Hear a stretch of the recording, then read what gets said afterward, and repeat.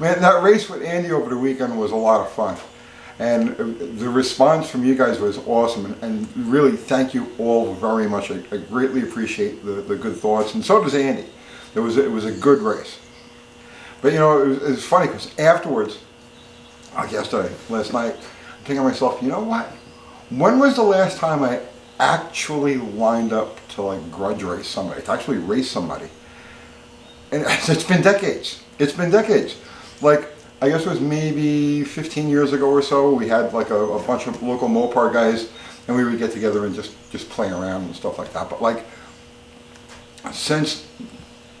it's been since really like the early 90s since I actually raced anybody. You know, there's time shots here and there and so on and so forth, but that was fun, and it brought back a lot of memories. Because there was a time, because we got grudge racing, which is what Andy and I did, and street racing is the same. It doesn't matter if it happens at the track or it happens on a service road or whatever. It doesn't make any difference. It's still,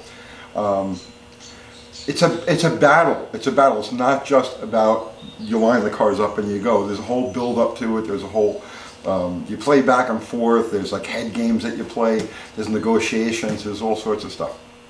And at one point, like street racing / grudge racing, my whole life. And I even was looking at some of my old magazines. It was 7 nights a week.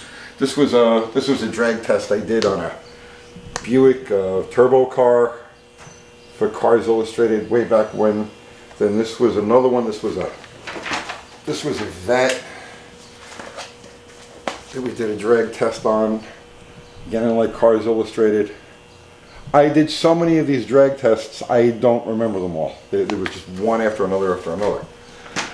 But drag racing, or grudge racing, street racing, my whole life, was all I loved it. And then I got into the nitro thing, and all of that was behind me. But then I raced Andy, and it was like it all came back. It all came back. And that whole, like, getting your head in the right place, the diet, I knew, don't eat anything. I had donuts and coffee. That was it, right? Because I remembered, your head has to be in a certain place. You've got to be wired a certain way, and you have to anticipate what the car is going to do. You got to be very sharp. You got to be focused. You got to be very in.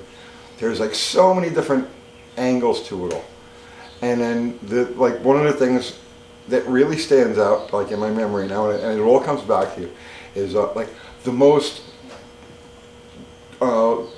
tricky and artful aspect to street racing and like grudge racing, and that's to keep your head together, right? And don't show your whole hand. You can't show your whole hand.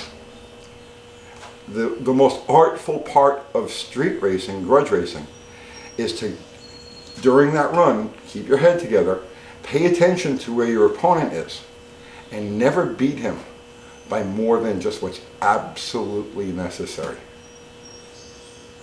I miss those days. It was a lot of fun. We'll do more of it. But I got to get back to the regular stuff for the time being. I'll see you tomorrow.